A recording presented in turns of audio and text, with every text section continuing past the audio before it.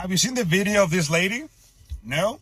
Hello guys, I hope you guys are doing super fine because I do. I'm your host for today. My name is Danny and welcome to my channel. So in today's video, we're actually going to talk about a topic that is really hot in the United States right now. Well, I'm talking about the Hispanic community and the Black community, where these two communities seem to be beefing around issues that they should ideally be standing together and addressing these matters and also living peacefully amongst each other and supporting each other's businesses, in quotes. By business I mean it can be anything, literally. Ideally, they are the most marginalized community, but it seems like the division or the ideology of dividing communities against each other is really working because these two communities don't seem to be pulling along in the implied way. One does feel like the other is superior to the other, while the other feels like some rhetorics are too much for them. Like it's just all over the place. I'm gonna feature one major story and then thereafter I'm just gonna highlight also other snippets. Let's go. Well, she pretty much harassed a U.S. citizen in a Goodwill store just by the looks of being Latino or Latina. She was like, in America or the United States, we only speak English. I don't understand why you have to talk Spanish on the phone. So they were having arguments between each other, and she decided to grab the phone and call 911. You want to know what's the fucked up part about this? She was telling the cops, hey, I'm being harassed by some illegals. That is crazy that we have to live in America or the United States like this. People just criticizing us or profiling us that we're Latinos and we're illegals. If you don't believe me, watch this video. And to you, you know why? Because I'm from the United States. I'm at the Goodwill Carl, please. on 138. Please, what happened? And there are a couple of illegals here that are confronting Wow, me. I'm illegal. Yeah. That's so funny. Betty I'm not Jones. illegal, thank you. All right. I'm not illegal. Thank you. America, we speak English. I speak English. Thank you. I speak English. speak- Thank let me you. call Iris. I am from the United States. I am Thank you calling very much. 911 Please, 'cause you in my please, fucking face. please, Bitch. please, Yeah. please. I'm from the United States. I don't Why give don't a you? Why don't you Speak go English. somewhere? Please, what And happened? there are a couple of illegals here that are confronting Wow, I'm illegal. Yeah. That's so funny. Betty I'm not Jones. illegal, thank you. That is Betty Jones, everyone. She is a retired education consultant. At least that's what her LinkedIn says, and I really hope to God she's actually retired, because whew. The lady recording is a Hispanic lady that was shopping in Goodwill, minding her damn business, when Betty came up and decided to insert herself into this woman's business because she was speaking Spanish. Betty then decided to call 911 and called her illegal. The lady who is recording is not illegal. Hey Betty, you do know if someone speaks Spanish, it doesn't mean that they're illegal, right? You do know that? This is just so disappointing, especially coming from a person of color. We should know better. Betty, I think you need a little bit more love in your life. There are a lot of racist Hispanics where I live, and I just don't understand it. This one girl was telling me how she was working at Guess, but she no longer works at Guess because they let her go because now her new schedule doesn't align with them. But then she was randomly telling me about all these things bad about Guess, that she doesn't care that she doesn't work there anymore, and then randomly decided to throw in there, oh yeah, they're racist towards black people. Like every time a black person come in, they'll say something through the walkie, and then they would watch them. Yes, she did mention that like they were Hispanic. She said Mexican. She didn't say Hispanic.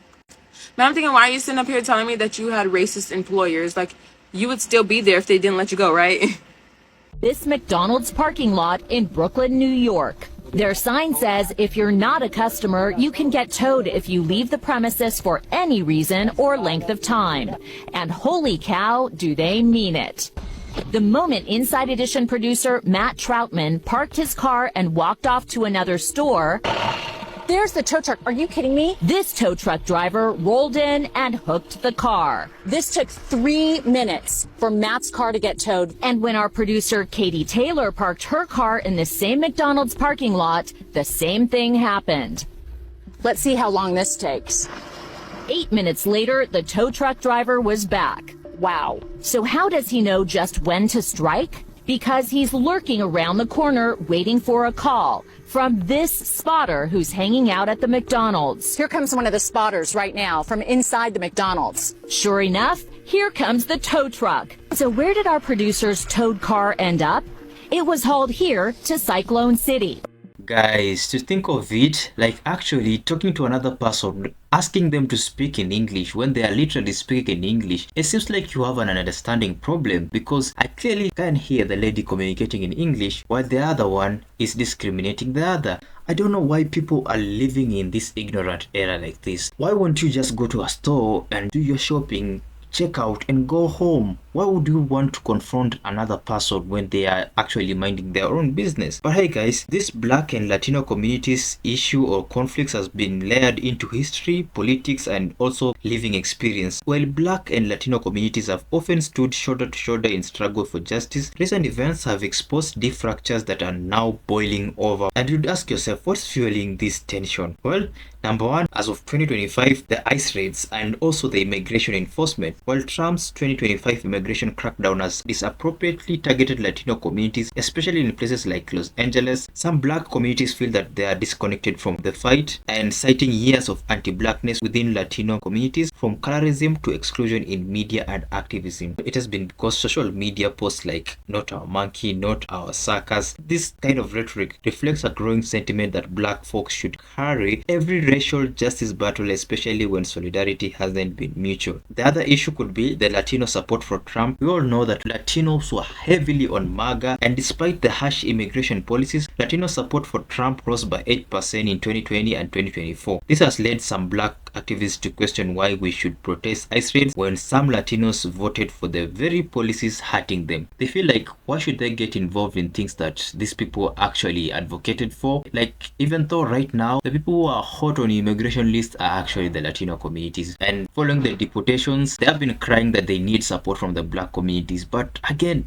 you'd wonder, why would they need support when they actually vote for this same administration? And also, even if the Black communities get into this protest, if something goes wrong, they would be the one that would be stereotyped. Number three is actually the cultural and neighborhood shift.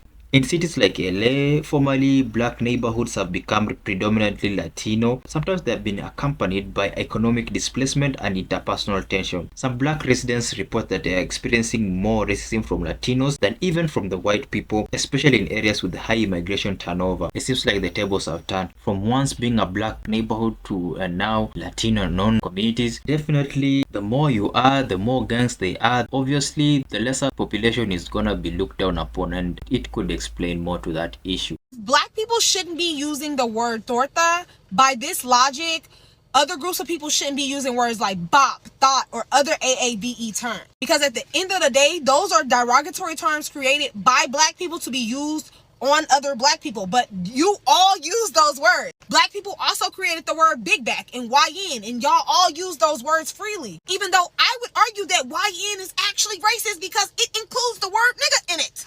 Everybody is so comfortable using AAVE, but nobody wants to say that it's racist. And that's very concerning to me, because if you use any words from y'all's community, y'all are going to try to use racism. You're going to try to say it's racism. And that doesn't make sense to me. Every community has their own version of AAVE, but y'all are always using the African American version. Why is that?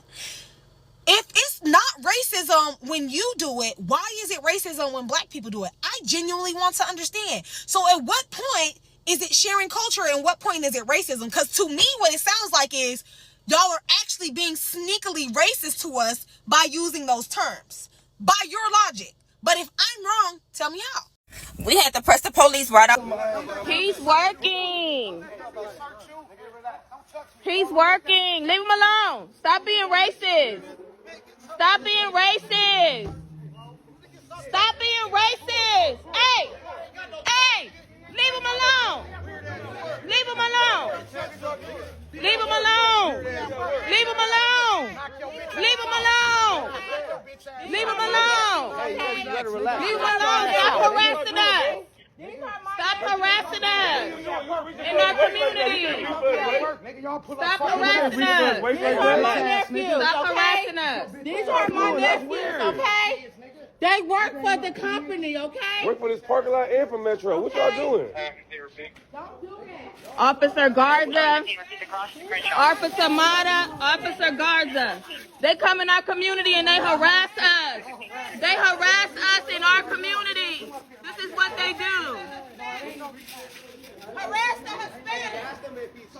Why you hop out the car and harass him? Why you go out? Why did you get out the car and harass him? Don't harass the Hispanics. Stop harassing us. Harass the Hispanics. Harass the Hispanics. Y'all got the right one today. There's too much going on in this world, but You fat, stinking, and you ugly. Okay. You fat, you stink, and you broke, monkey. Fat, you stink, and you in my country. I'm the top. You can't live in your own country. You're a monkey in your country. I'm not even They're white. Spanish. I just said Spanish. You fat, you ugly, and you stink, monkey. Shut up with your ugly ass. What you think you doing in my country? And they say black people can't be racist. What the hell is this? It appears that the woman that is recording is a Hispanic woman and was randomly approached by this black person and started calling her racial slurs. Not only did he call her racial slurs, but just started bullying her for her weight and her appearance as well. I'm really getting the sense that this man is very insecure.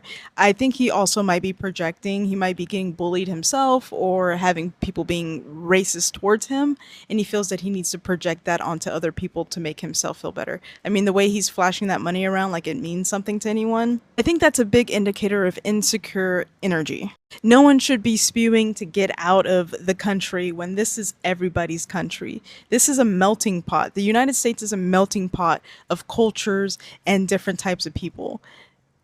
That's what makes this place beautiful. This behavior is absolutely disgusting, and that is not a grown man, that is a little boy. This little boy obviously needs some love in his life, so if you agree, please follow me so maybe we can spread more love together. All right, my loves. All right. I need your attention. I had said this once prior in one of my videos, but I need to reiterate this for everyone that hasn't heard, that did not see my video. If you are not, or even if you are a U.S. citizen, but you are Latino, or you speak Spanish, or you look like us, te pareces a nosotros, do not, again, I repeat, guys, do not travel to Florida. What I'm saying is that Florida's immigration policies have become just as bad or worse than Texas. And I'm talking about people are getting picked up and sent to Alligator Alcatraz. And we're talking about, guys, there's people in Alligator Alcatraz. First of all, there was a minor for 3 days. There's a DACA recipient. There's permanent residents in there. There's a person in there that's in there with a tourist visa. Like, guys, it is absolutely not safe. They are racially profiling in Florida. Excuse me. If you look Latino and, you know, as Latino names are disappearing out of the DMV database, you might not want to travel to that state. Because if they can't find you, you are going to be detained and sent to Alligator Alcatraz for God knows how long, my love. Please stay safe out there. Spread this message for awareness to everyone. Stay out of Florida, my love. Stay out of Texas. Stay out of any red states. I love you guys. Be safe out there. If you see something, say something, my loves. Let me know in the comments what you guys think. Share the video. I love you. Guys, we might want to acknowledge that despite there being a back and forth between the black community and the Latino community, there has been instances where there has been solidarity amongst these two communities. It's not just all about division. Many black leaders and organizations, including BLM, NAACP, and National Activism Network, have publicly supported Latino communities during ICE raids. They have been very loud-spoken about this issue, and also the Afro-Latinos are bridging the gap, reminding both sides that racial profiling affects them too. And scholars like Tania Kateri Hernandez argue that anti-immigrant policies are also anti-black and that solidarity is survival. So what's really at stake? This isn't just about interpersonal beef. It's about how state violence, racial hierarchy, and political manipulation pit marginalized groups against each other. And while some tensions are real and raw, others are strategically inflamed to prevent unified resistance. We have to understand that the tension between the blacks and the Latino communities is more than just online drama. It's reshaping neighborhoods, the politics, and even mental health. But coexistence might just not be possible anymore. It's already happening in pockets of resistance and solidarity, and we'd like to look at how the beef is hurting these communities, where point number one would actually be the idea of displacement and gentrification. In the previous videos, I've talked about gentrification, and in cities like New York City and LA, gentrification has pushed out long-time Black and Latino residents. It has led to the issue of rising rents and property taxes, which are stripping generational wealth from both groups. There was also cultural erasure, where murals, churches, and small businesses are breaking down community identity. The second issue that I would want us to highlight is the issue of political disempowerment, where as neighborhoods shift, voting power weakens and progressive candidates are being replaced by developer-friendly ones. The displacement breaks up tenant unions and also grassroots coalitions that once fought for housing justice.